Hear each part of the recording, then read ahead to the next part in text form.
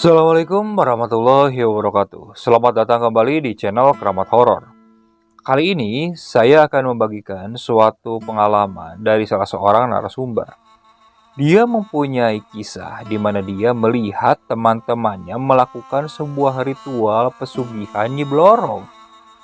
Dan ternyata nasib dari teman-temannya itu harus berakhir cukup tragis. Bagaimana kisahnya? Simak terus videonya sampai selesai. Dan sebelum mulai ke ceritanya, alangkah baiknya kalian santaikan dulu saja diri kalian, supaya kalian bisa menikmati cerita yang dibawakan oleh channel Keramat Horor ini. Kalau sudah, kita mulai saja ke ceritanya.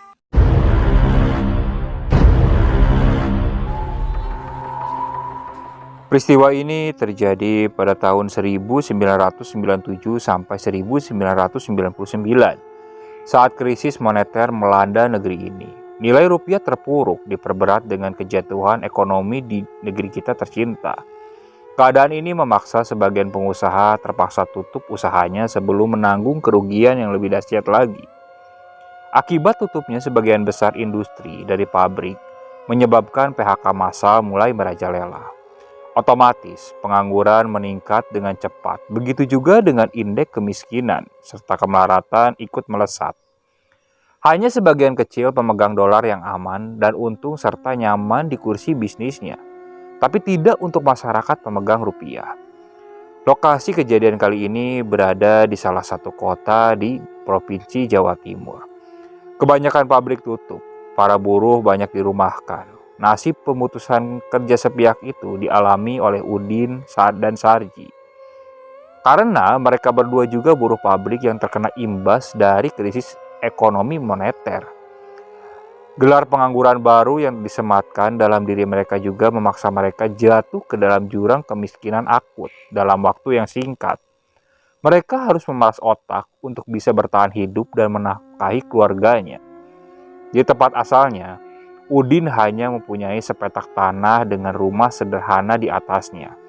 Sedangkan semua anggota keluarganya menggantungkan hidup kepada Udin. Udin mempunyai 1 orang istri dan 3 orang anak yang masih kecil-kecil. Sedangkan mertua dan kedua orang tuanya sudah tidak ada lagi. Tiap hari, Udin sibuk mencari pekerjaan. Pekerjaan apa saja yang dia bisa lakukan. Tapi keadaan waktu itu sungguh tidak memungkinkan. Kesana kemari tetap tak ada hasil. Hingga akhirnya dia disibukkan untuk mencari pinjaman sebagai penutup kebutuhan sehari-hari. Mulai dari bank harian, mingguan, dan bulanan. Dari lintah darat sampai lintah laut ia selami untuk berhutang. Nasib baik memang tak pernah berpihak kepada Udin. Tapi ia masih mempunyai keyakinan untuk berusaha untuk bekerja secara wajar. Udin ini kebetulan bertetanggaan dengan Sarji. Tepatnya rumah Udin saling membelakangi satu sama lain. Kebun berukuran lebar 6 meter yang panjang sebagai batas rumah mereka. Di belakang rumah ini mereka juga sering bertemu dan berkumpul. Mereka berdua dulunya memang berteman sejak kecil hingga sampai sekarang berkeluarga. Di belakang rumahnya ada sebuah pohon keres yang lumayan besar dan daun yang sangat rindang. Di bawahnya terdapat tempat duduk dari kayu seadanya. Kursi kayu ini di bawah pohon biasa mereka gunakan sebagai berkumpul. Mereka berkumpul untuk membahas pekerjaan dan peluang usaha yang mungkin masih bisa diraih, tapi tidak dengan Sarji. Kehidupan Sarji ini sebenarnya tidak jauh berbeda dengan Udin. Mental Sarji setelah terkena PHK besar-besaran malah turun drastis. Mulai bermalas-malasan, suka berpoya-poya, dan mengandalkan harta dari orang tuanya. Sarji seakan lupa dengan tanggung jawabnya sebagai kepala rumah tangga. Dia terus saja melakukan kebiasaan buruk itu tanpa memikirkan masa depan. Tapi, keadaan itu tidak berlangsung lama. Seketika harta kedua orang tuanya mulai menipis. Semuanya berubah. Uang pensiunan kedua orang tuanya lama-kelamaan tak mampu menyokong gaya hidup Sarji. Sampai akhirnya, hartanya habis. Kedua orang tua Sarji masih menyisakan sebidang tanah dan rumah yang mereka tempati. Sedangkan untuk uang sudah tak ada lagi. Sarji setiap harinya hanya berhutang dan berhutang. Semakin lama, hutang Sarji ini semakin menumpuk. melebihi hutangnya Udin. Setiap hari, kegiatan Sarji hanya main ke warung makan, rokok, kopi, dan mencatat hutang-hutang baru di buku bon. Sedangkan istrinya di rumah belum dikaruniai buah hati juga berpakut tangan. Selain ke warung, Sarji juga hobi berjudi togel. Dari kebiasaan inilah, pundi-pundi kemelaratan mulai bertambah parah kepada keluarga Sarji. Kehidupan Sarji semakin hari semakin melarat. Hidup tak tenang karena terus dikejar hutang dan hutang. Ia sudah tak bisa lagi berpikir apa yang harus ia lakukan untuk keluar dari kubangan hutang. Semakin hari, hutang semakin menumpuk karena bunganya yang terus meninggi. Desember pada tahun 1997. Di siang hari yang masih terik, Udin dan Sarji sedang duduk-duduk di warung langganan mereka sekedar mencari hiburan. Saat mereka sedang mengobrol, tiba-tiba ada sebuah mobil yang cukup bagus datang dan terparkir di depan warung. Udin terus memperhatikan mobil tersebut. Tak lama kemudian, keluar seorang pria yang wajahnya tidak asing di mata Udin dan Sarji. Pria itu berjalan menuju warung dan langsung menghampiri mereka. Sekian detik ia mengamati wajah sosok yang baru datang. Dan ternyata itu adalah teman satu pabriknya dulu. Sebut saja namanya Ronald. Kawan akrab di pabrik yang berasal dari kota sebelah. Saat itu, warung sedang sepi pengunjung dan hanya ada mereka bertiga. Maklum, jam segitu waktunya orang bekerja, bukan malah bermalas-malasan. Udin mempersilahkan Ronald untuk duduk bergabung. Berkumpullah tiga teman akrab yang sekian lama tidak bertemu. Cerita tentang kehidupan masing-masing mereka bicarakan, lengkap dengan masalah yang mereka hadapi. Bumbu kehidupan satu dengan yang lain memang berbeda, tapi permasalahan Udin dan Sarji hampir sama. Mereka berdua berkeluh kesah akan keadaan sekarang kepada Ronald. Tapi Ronald belum merespon keluh kesah mereka karena Ronald merasa asik dengan nostalgia mereka selama ini. Selain itu, Ronald sekarang sudah berubah drastis. Banyak pikiran yang harus dicurahkan untuk urusan bisnisnya. Sekian lama mereka berbicara ngelantur ke sana kemari dan berhayal tidak jelas. Akhirnya, Ronald mulai iba kepada mereka berdua dan mulai pembicaraan serius. Kalian, mau nggak utang kalian lunas bisa kayak aku juga? Tawa Ronald dengan tatapan mata yang tajam kepada Sarji dan Udin. Lah, jangan ngelindur, Nal. Kamu ini kan kaya karena harta orang tua kamu. Bantah Sarji dengan sedikit mengejek. Ya enggak lah. Aku bisa kayak gini itu karena kerja keras dan banting tulang. Tapi ada yang bantu. Dukun andalanku. Lah, kok bisa, Nal? Kok dukun bisa bantu? Emang dukunnya kaya? Ejek Udin yang tak percaya dengan perkataan Ronald. Matamu, Din. Beneran ini aku. Ayo, Nal. Aku juga pengen kayak kamu. Gak usah hirauin nih si Udin ini. Saud Sarji terus serius dan mulai tertarik dengan ajakan Ronald. Ya sudah, besok jam 10 pagi kita berkumpul di sini. Aku yang jemput, bagaimana? Ajak Ronald dengan nada serius. Kamu ikut gak, Din? Tawar Sarji dengan kepalanya menoleh ke arah Udin. Seketika itu, tatapan mata semua tertuju pada Udin. Karena dari awal ia ogah-ogahan dan meremehkan Ronald. Udin hanya terdiam dan terpaku mendengar Ronald dan Sarji. Sedangkan Ronald dengan rasa iba dan rasa pertemanan yang tinggi, dia ingin membuktikan serta membantu kedua kawannya ini. Ikut sana, Din, biar kamu bisa bayar utang, sahut ibu pemilik warung dari belakang meja. Gak mau, Bu. Aku mau kuliah aja, jawab Udin sambil menikmati rokok.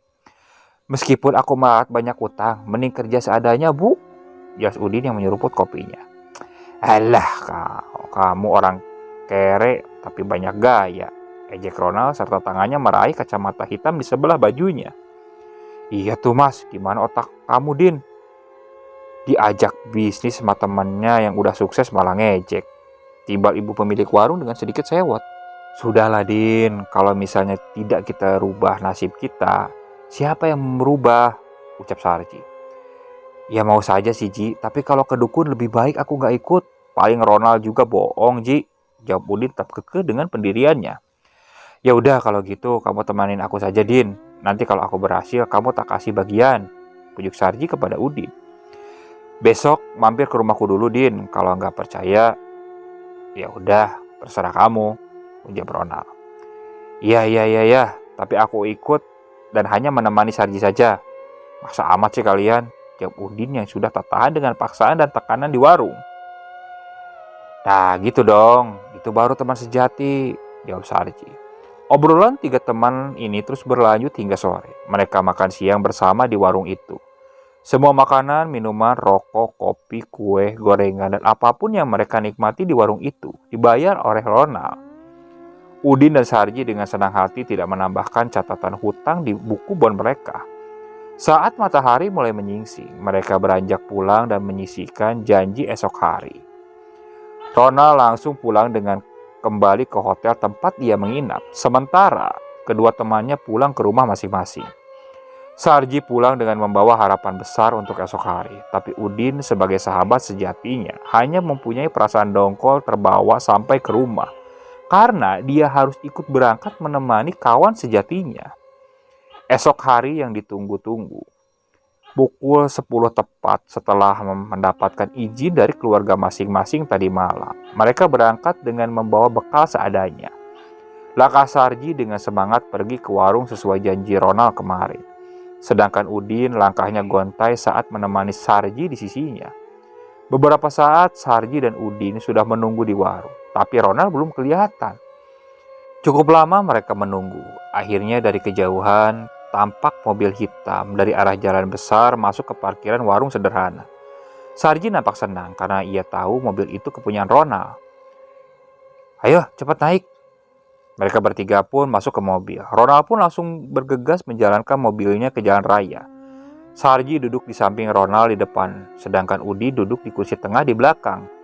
Saat memulai perjalanan, Ronald mulai membuka pembicaraan di dalam mobil. Ji, kita jadi mampir ke rumahku dulu ya. Terus kita kapan ke dukunnya, Nal? Nanti habis dari rumah kita langsung ke dukun. Aku mau jenguk istriku dulu, Ji. Soalnya sudah lama aku gak pulang. Sekalian nih, si Udin biar tahu kalau aku di rumah sudah kaya. Ucap Ronald. Ya, terserah kamu aja, Nal. Saut Udin yang duduk di belakang Sarji. Mobil dikemudikan Sarji menuju rumahnya ke arah barat provinsi. Perjalanan ditempuh sekitar 5 jam dari warung tadi. Mereka pun harus sesekali berhenti untuk sekedar ngopi. Setelah beberapa lama penantian perjalanan, tibalah rombongan ketiga teman ini di rumah Ronald yang besar dan mewah. Ayo turun, kita mandi dan makan dulu, ajak Ronald.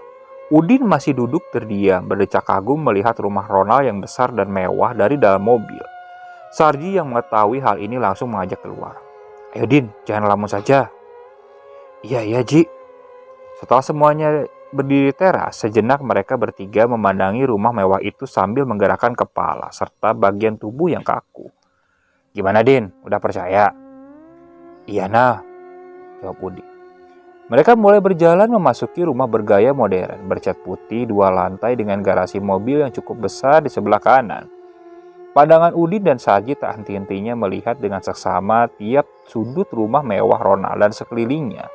Mereka sangat takjub dengan pencapaian temannya ini dengan waktu yang sangat singkat, hingga mereka hanya bisa berdiri dan terdiam menikmati kemewahan rumah Ronald. Sarji dan Udin lalu dipersilakan masuk ke ruang tamu Ronald yang mewah. Beberapa saat kemudian, pembantu Ronald datang dan menghampiri. Pembantu Ronald membawakan minuman dingin serta makanan ringan. Sarji terlihat sangat bersemangat mengikuti jejak Ronald setelah melihat keberhasilan Ronald ini. Tapi Udin hanya merasa malu akan keluh kesahnya tadi pagi saat mulai memakan hidangan. Gimana Din, percaya gak kamu? Ya aku percaya. Hebat kamu Nal, sudah bisa sekaya ini. Ngomong-ngomong istri kamu kemana? Jawab Sarji. Lagi keluar biasa Ji, sosialita zaman sekarang. Sekarang kalian mandi dulu, habis ini kita langsung pergi. Setelah mendapatkan perintah dari Ronald, Sarji lebih dulu pergi ke kamar mandi, melihat Udin yang masih bersantai. Ronald menatap kepada Udin. Din, kamu mandi sekalian sana. Rumah besar ini ada 3 kamar mandi di tengah, ucap Ronald. Oh, kirain cuma 1, Nal. Udin akhirnya menuruti perintah Ronald dengan cepat berjalan menuju ruang tengah untuk mandi. Ronald menunggu sambil menikmati minuman di ruang tamu. Beberapa saat kemudian, mereka berdua nampak sudah selesai mandi dan kembali ke ruang tamu Ronald. Gimana, udah siap? Sudah Nal, ayo cepetan. Ronald berjalan menuju garasi mobilnya yang besar. Kedua temannya ikut masuk ke garasi. Ada 5 mobil mewah yang berada di dalam garasi Ronald. Kedua temannya ini hanya mengamati dan diam tertegun. Beberapa kali Ronald mondar-mandir mengelilingi mobil-mobilnya sampai akhirnya dia memilih salah satu mobil mewahnya. Dia tahu karena medan yang ia harus lalui ini cukup berat. Dia harus menyesuaikan mobil yang dia pakai dengan medan yang akan dilaluinya. Sore itu, mereka bertiga langsung pergi dengan salah satu mobil milik Ronald. Selama perjalanan, rumah mewah Ronald ini masih terus terngiang-ngiang dalam pikiran Sarji. Dia sangat berambisi ingin cepat sukses seperti Ronald. Sedangkan sahabat karibnya Udin hanya dia membisu. Dianggapnya, Udin ini malu karena perbuatannya yang kemarin meremehkan Ronald. Perjalanan panjang tanpa tujuan mereka kemana. Intinya mereka sudah pasrah ikut dengan Ronald, arah mobil yang dia tumpangi, menuju ke selatan Pulau Jawa. Saat di tengah perjalanan, Sarji yang masih penasaran langsung bertanya kepada Ronald. Nah, sebenarnya kita ini kemana? Kok lama gak sampai-sampai? Sudah, kamu diam saja, nanti tahu sendiri. Kok jauh amat, nah? Paling kamu bohong ya, saut Udin. Ngawur kamu, Din. Aku ini beneran ingin bantu Sarji. Sudah, kamu tidur saja. Nanti kalau sudah sampai aku bangunkan. Mobil terus berjalan sampai menembus kegelapan malam. Dari jalan nasional hingga jalan tak beraspal. Beberapa jam mobil ini melewati jalan sepi di tengah hutan. Dan akhirnya, mobil Ronald ini berhenti di sebuah lereng gunung. Tepatnya di gunung itu persis bersebelahan dengan laut selatan. Ronald lalu membangunkan kedua sahabatnya itu. Dia lalu keluar sambil menunggu keduanya itu keluar dari mobilnya. Tak berapa lama, mereka bertiga sudah bersiap dengan memakai jaket tebal dan mulai berjalan. Dari bawah bukit, mereka mulai masuk ke jalan setapak menuju ke atas dengan bantuan cahaya senter kecil di tangan Ronald. Dalam kegelapan malam, mereka tetap berjalan menanjak dengan undakan tanah sedikit kerikil dan berbatuan. Kanan dan kiri, rumput hijau yang basah mengikuti pemandangan sampai ke tengah perjalanan. Jalan kaki ini sangat melelahkan, karena pada dasarnya Udin dan Sarji ini tidak biasa jalan jauh apalagi menanjak. Selama perjalanan itu, mereka barangkali berhenti untuk beristirahat. Sekitar 2 jam perjalanan, akhirnya mereka melihat sorot cahaya kecil dari sebuah bangunan. Mata yang semakin dekat melihat sebuah pendopo kecil yang terlihat tak terawat. Ronald sebagai pemimpin rombongan itu menambah kecepatan jalan kakinya karena tujuannya sudah terlihat. Langkah kaki mereka bertiga berhenti ketika sudah berada tepat di depan pendopo tersebut. Udin dan Sarji hanya berdiri saling tatapan mata. Ronald mengamati setiap pojok atas bawah pendopo yang sepi. Dan tidak terlihat ada tanda-tanda kemunculan seseorang. Dan tak lama kemudian, dari semak-semak perlahan muncul suara kaki dan gesekan daun. Secara perlahan penampakan samar-samar seseorang pria tua yang memakai pakaian loreng hitam coklat mulai terlihat. Seorang pria itu memakai belangkon batik persis di kepalanya dan bawahannya berbaluk sawak. Persis seperti abdi dalam sebuah keraton. Dengan sembulan rambut putih yang mencuat dari belangkon serta kumis dan jenggotnya yang ikut menguning dan memutih. Ia berjalan mendekati kami yang masih berdiri mematung di depan pendopo. Ronald yang sudah mengenalnya dengan cepat menjabat tangan dan mencium tangan dari pria tua ini. Begitu juga dengan Udin dan Sarji, mengikuti apa yang dilakukan oleh Ronald. Bah, maaf, lama tidak berkunjung. Tidak apa-apa, nak. Memang begitu kalau sudah kaya, lupa sama si mbahnya. Ucap si dukun itu menyindir Ronald. Nggak begitu, Mbah. Saya kan repot ngurus usaha saya di kota. Sarji dan Udin lalu mengikuti Ronald dan si mbah itu dari belakang. Mereka mulai duduk di bawah lampu tempel yang berada di atas tiang pojok penyangga. Ada apa? Jauh-jauh sini ikutin Ronald, tanya si mbah tersebut. Saya ingin seperti Mas Ronald, Mbah. Bisa sukses dan kaya, jawab Sarji. Gitu.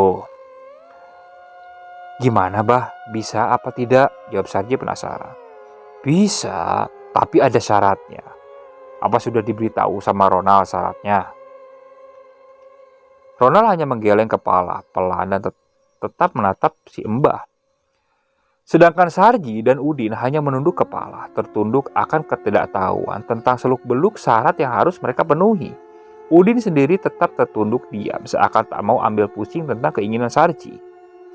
Lantas Mbah Dirjo menjelaskan secara panjang lebar dan terperinci akan tata cara serta syarat yang harus dipenuhi oleh Sarji. Semua yang ada di situ sejenak terdiam, memperhatikan dengan seksama wejangan dari Mbah Dirjo perihal semua persyaratan yang harus disiapkan. Udin yang tidak tertarik dengan semua itu hanya tertunduk dan mendengarkan Mbah Dirjo, tetapi tidak dengan Sarji. Dia dengan sesama mendengarkan dan memperhatikan secara serius apa yang diucapkan oleh Mbah Dirjo. Sarji yang waktu itu sangat berharap bisa merubah semua nasib kelamnya dengan bergelimpang harta seperti Ronald. Akhirnya, Mbah Dirjo sampai pada rangkaian kata terakhir wejangan tentang ritual itu. Dan sekali lagi menanyakan kesiapan Sarji atas ritual perjanjian yang akan dijalaninya. "Iya Mbah, saya sudah siap. Kira-kira dimulai kapan ritualnya?" jawab kata Sarji. "Sekarang tidak apa-apa, sesajen biar disiapkan teman kamu Ronald," kata Mbah Dirjo setelah memberikan lampu hijau kepada Sarji. Dia menoleh ke arah Ronald untuk meminta persetujuannya membantu Sarji. "Ya Mbah, saya siapkan."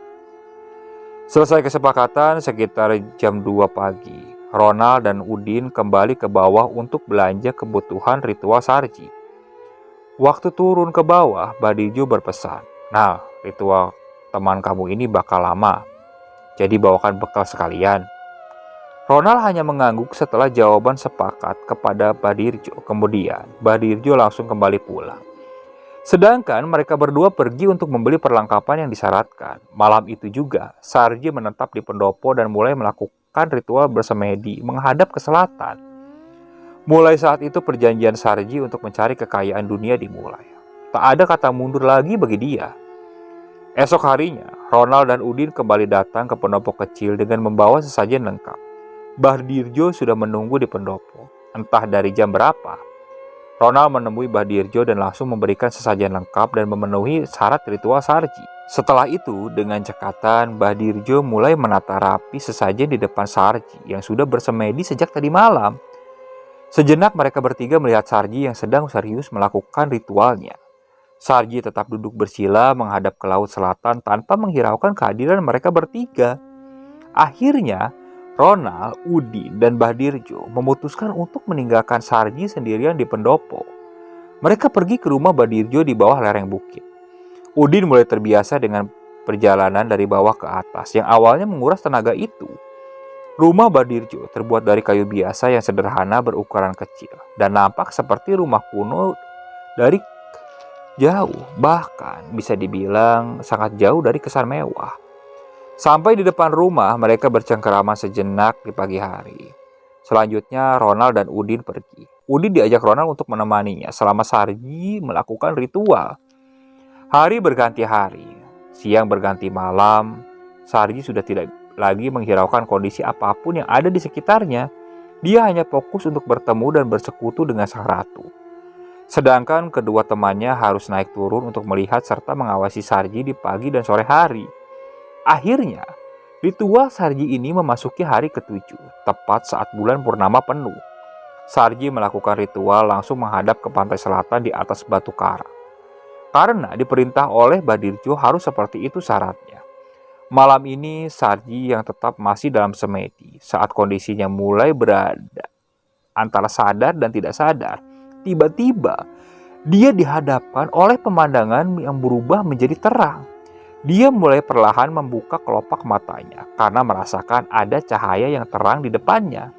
Saat itu, Sarji merasa berjarak dengan istana yang megah itu hanya 30 meteran saja. Dia mulai bangkit dan berdiri. Tubuhnya seakan ada yang memanggil untuk masuk ke dalam istana. Sarji mulai berjalan pelan masuk ke dalam istana dengan mengamati keindahannya. Sampai di istana, matanya tetap melirik pemandangan kanan dan kiri. Setiap gerbang yang ada penjaganya dengan sigap langsung membuka pintu istana. Seperti kedatangannya ini sudah ditunggu. Bangunan yang begitu megah dan terlihat tiang besar berwarna keemasan. Ukiran-ukiran yang begitu indah menghiasi setiap bangunan. Sampai di dalam istana, dia melihat sesosok ratu yang berwibawa duduk di atas singgasana. Di samping kanan dan kirinya terdapat masing-masing 3 orang perempuan yang berpakaian serba hijau, berselendang hijau. Mereka ini terlihat seperti pelayan sang ratu. Sosok ratu ini memakai kemben berwarna hijau, bawah kain batik warna merah gelap sampai menutup bentuk lilitan ular di bawah singgasananya. Di kanan kirinya terbalut selendang hijau yang menjuntai ke bawah, sedangkan untayan kembang kantil yang menjulur 3 helai sampai ke perut. Mata sang ratu ini menatap tajam ke arah Sarji dari singgasananya. Bentuk singgasananya ini berwarna keemasan, dengan pegangan tangan kanan kirinya berbentuk kepala ular. Masih dalam diam, Sarji berdiri tepat di hadapan sang ratu. Belum pernah Sarji menjumpai di dunia istana sebesar dan semegah ini. Beberapa saat kemudian, langkahnya berhenti di ruang utama istana. Sarji tetap berdiri di tengah ruangan istana, sampai akhirnya dia duduk bersimpu dengan wajah penuh harapan. Disinilah dia benar-benar bisa melihat dengan jelas sosok sang ratu, yang selama ini dia cari sesuai petunjuk Badirjo. Dengan mata kepalanya sendiri, ia benar-benar melihat seorang ratu dengan paras cantik, menawan, menggairahkan, dan berkulit cerah seperti gadis yang baru berumur 20 tahunan. Sang ratu ini berambut panjang tergerai ke belakang sampai ke pinggang, dan kepalanya dihiasi oleh sebuah mahkota berwarna keemasan dengan hiasan beberapa kepala ular di mahkotanya. "Nyi," ucap Sarji membuka obrolan. "Aku sudah tahu maksudmu," jawab Nyi Ratu. "Kembalilah pulang, siapkan kamar satu yang khusus buatku. Setiap bulan purnama kamu harus memuja aku di kamar itu." "Baik, Nyi," ucap Sarji dengan kondisi kepala tertunduk ke bawah. Sarji yang merasa sudah berhasil, dia berjalan mundur pelan dengan membungkuk sampai ke tempat duduknya semula. Ketika dia sudah sampai dan kembali dengan matanya terpejam, tiba-tiba keadaan berubah. Perasaan kaget dan bingung, Sarji langsung berdiri dan melihat sekeliling. Ia mengamati seksama. Ternyata dia sudah berada di pantai tepat di bawah tebing karang. Setelah sadar, dia sangat senang sudah bisa kembali ke dunia nyata. Dan dia juga merasa sudah berhasil bertemu dengan Nyai Ratu. Perasaan bahagia membuat dirinya langsung kembali ke padepokan. Sampai di padepokan, dia tak menemukan siapapun karena waktu masih subuh. Sarji memutuskan untuk membersihkan diri di samping padepokan dan melanjutkan untuk beristirahat sambil menunggu teman-temannya dan Mbah Dirjo. Pagi pun menjelang. Sekitar pukul 7 pagi, Sarji masih terlelap. Kedua sahabatnya datang tanpa sepengetahuan Sarji. Ronald Udin hanya menunggu di sampingnya. Tak lama kemudian Mbah Dirjo pun datang dan ikut duduk dengan mereka. Mbah Dirjo lalu membuka pembicaraan dengan Ronald dan Udin sambil menunggu Sarji terbangun. Beberapa jam kemudian, Sarji terbangun dengan sendirinya. Dia langsung duduk sambil menguap dan mengucak-ngucak mata merah. Saat mulutnya masih menguap, Sarji langsung beranjak pergi ke kamar mandi tanpa merhatikan orang-orang yang berada di sekelilingnya. Sementara itu, Mbah Dirjo kembali melanjutkan ceritanya. Beberapa saat kemudian, Sarji duduk kembali bersama mereka bertiga. "Gimana, Nak? Sudah berhasil?" jawab Mbah Dirjo. "Sudah, Mbah. Tadi malam aku sudah bertemu Nyai Ratu," ucap Sarji menceritakan secara detail kepada mereka dari awal sampai akhir tentang kejadian bertemu dengan Nyai Ratu. "Sudah, habis ini cepat kembali. Siapkan apa yang diminta Nyai Ratu," perintah Mbah Dirjo. "Iya, Mbah. Terima kasih." "Ya, sama-sama. Kalau begitu saya langsung izin pulang, Mbah." "Ya udah, hati-hati di jalan, Nak." "Baik, Mbah," sahut mereka bertiga. Hari masih siang waktu itu, tapi hawa dingin di gunung masih tetap sejuk menusuk tulang. Sarji dan kedua temannya langsung berkemas untuk segera pulang. Setelah bersalaman dan memberikan amplop kepada Mbah Dirjo, mereka langsung turun ke bawah menuju mobil. Sampai di parkiran bawah, mobil Ronald tetap diisi oleh 3 orang. Perjalanan dimulai dari jalan berbatu yang menggoyangkan isi di dalamnya. Sampai goyangan mereda di jalan beraspal, ketiga orang yang berada di dalam mobil masih terdiam. Belum ada sepatah kata yang keluar dari mulut mereka. Sarji duduk terdiam di jok depan, tatapannya kosong ke depan. Dalam lamunannya harapan kaya raya dan bahagia. mulai ia tanamkan di pikirannya. Tapi kenyataannya waktu itu Sarji masih miskin. Lambat laun dari tempat duduknya yang berada di samping kemudi, dia mulai sadar akan kondisinya yang kini. Tatapannya mulai terisi. Suara klakson dan rem mobil Ronald mendadak membuyarkan lamunan Sarji dan Udi. Mobil seketika diberhentikan dengan spontan. Bersamaan dengan itu, semua badan dan kepala yang berada di mobil itu terayun ke depan. "Lah, kenapa, Nah?" tanya Sarji dengan tatapan kaget kepada Ronald. Sedangkan Udin hanya setengah berdiri jongkok ke depan, ikut karena melihat tanpa berkata apapun. "Itu ada ular besar lewat." "Mana? Gak ada ularnya," jawab Sarji. "Gak tahu, tadi lewat ke depan itu. Jalannya cepat, tapi kok sudah gak ada ya?" Selesai kejadian secara tiba-tiba itu, Ronald mulai melajukan mobilnya kembali dengan pelan-pelan di jalan beraspal. Sedangkan Sarji dan Udin kembali duduk dengan tenang. Mereka berdua memikirkan cara untuk membawa uang saat sampai di rumah. Sebab waktu itu mereka berdua benar-benar tak ada uang sama sekali di kantongnya. "Nah, aku boleh pinjam uang gak?" "Buat apa, Ji?" "Aku buat makan, Nal. Minggu kemarin tepat sebelum aku berangkat, aku pamit ke istrimu untuk kerja di tempatmu."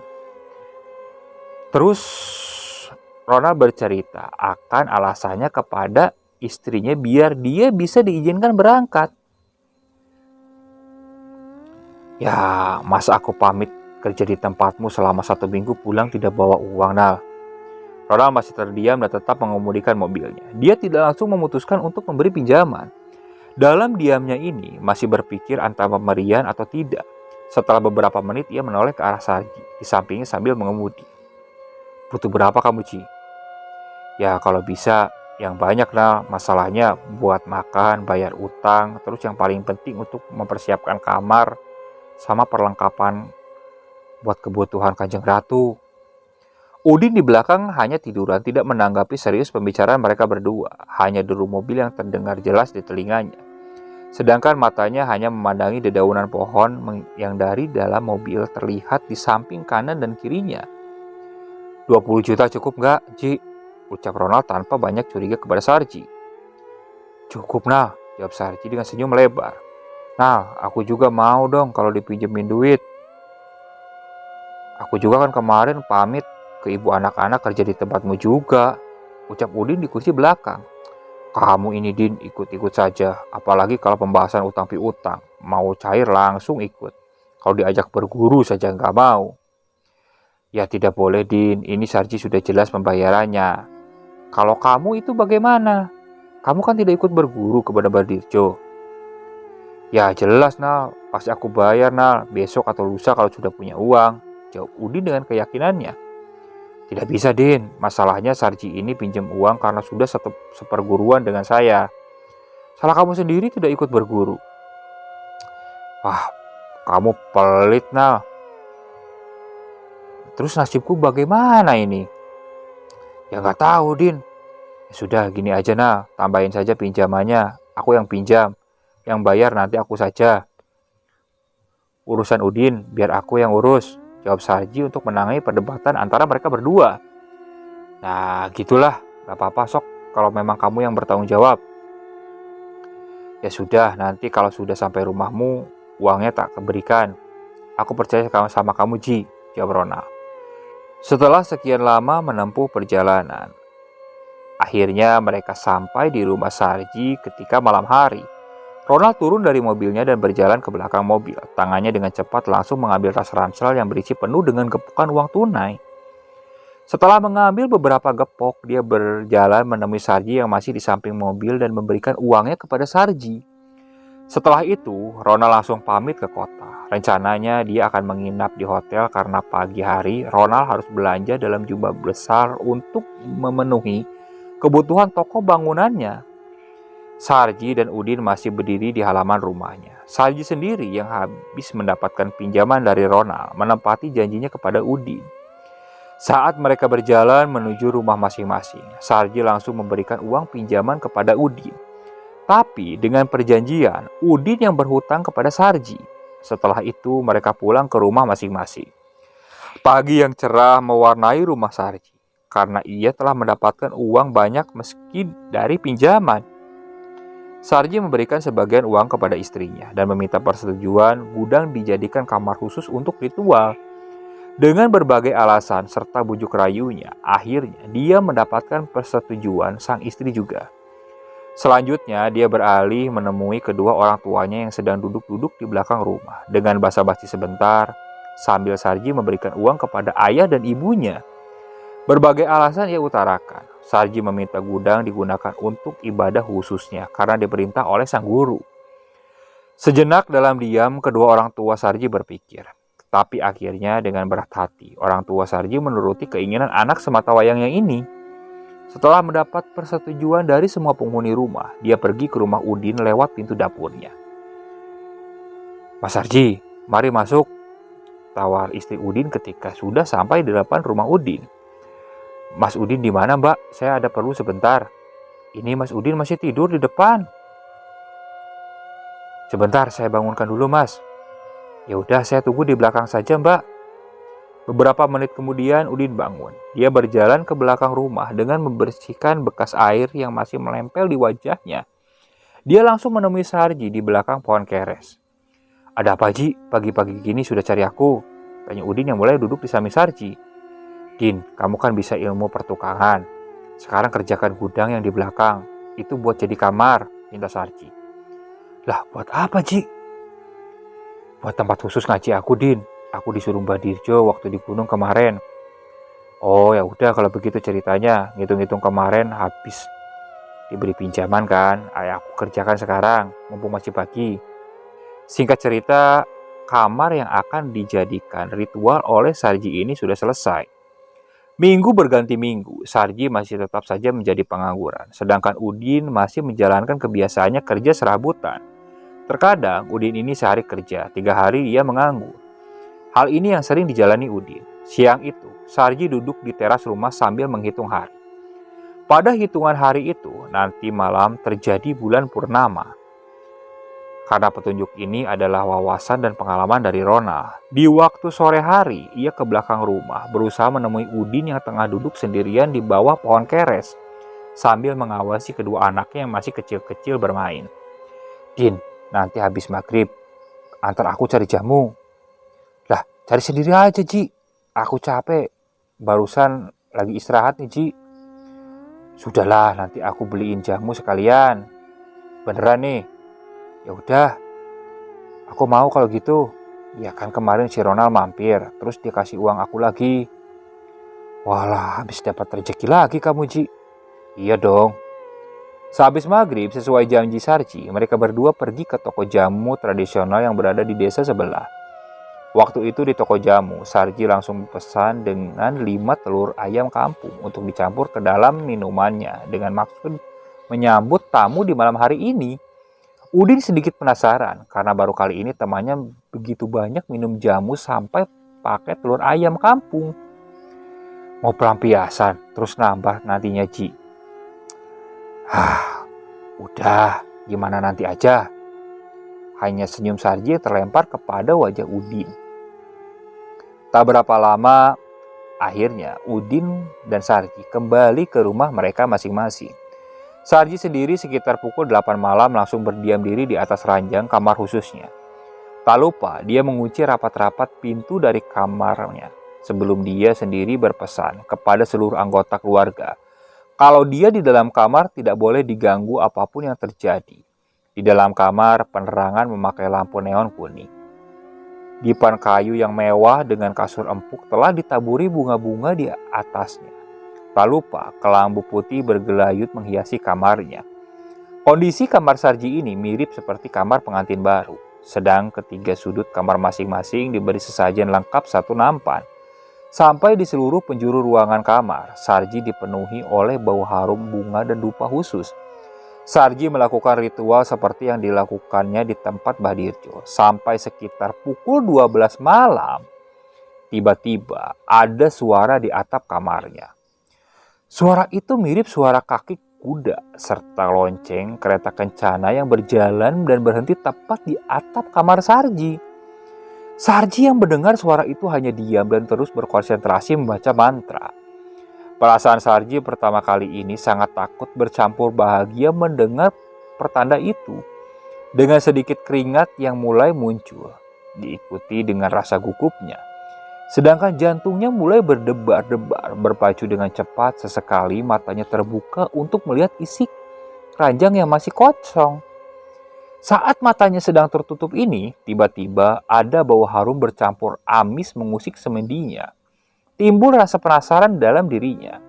Akhirnya dia mulai membuka mata lagi dan tiba-tiba Sarji melihat sosok sang Nyai Ratu yang cantik jelita sudah berada tepat di depannya sambil duduk tersimpu.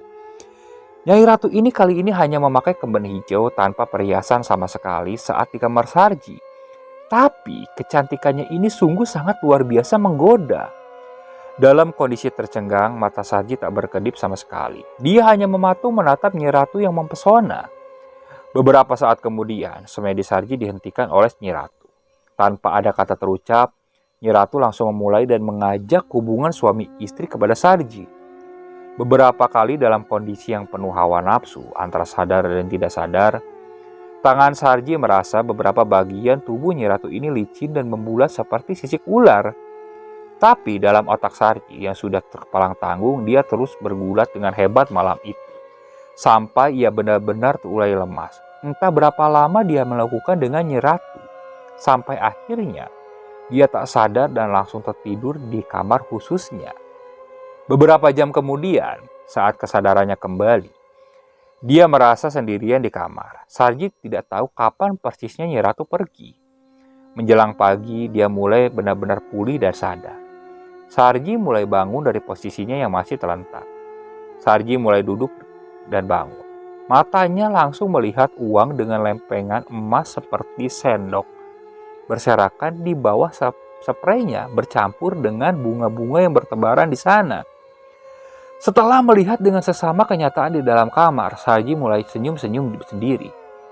Aku berhasil. Aku berhasil. Ucap Sarji sambil menabur-naburkan beberapa keping emas di atas ranjangnya. Usai tindakan seperti itu, Sarji cepat-cepat mengumpulkan uang dan emas itu ke kantong kain yang sudah ia siapkan sebelumnya dan memasukkan ke dalam tas ransel. Kemudian dia keluar kamar dengan wajah bahagia, tapi masih dalam keadaan lemas. Sarji ini langsung menemui istrinya di dapur dan menciumnya. Ia merasa bahagia. Pagi itu dengan cepat ia memberikan sejumlah uang kepada istrinya tercinta. Setelah itu ia mandi dan berganti baju.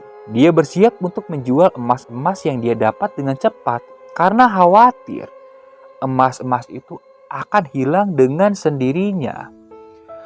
Oke, bersambung untuk cerita kali ini dan masih akan dilanjut dengan cerita selanjutnya. Tetap ikuti cerita yang dibawakan oleh channel Keramat Horor ini. Saya ucapkan terima kasih kepada para penonton yang masih terus setia mengikuti cerita-cerita yang dibawakan oleh channel Keramat Horor ini. Jangan lupa tetap support channel kami, dan bagi penonton yang belum subscribe, alangkah baiknya kalian klik tombol subscribe-nya dulu supaya kami bisa terus bersemangat untuk membawakan cerita-cerita lainnya. Assalamualaikum warahmatullahi wabarakatuh.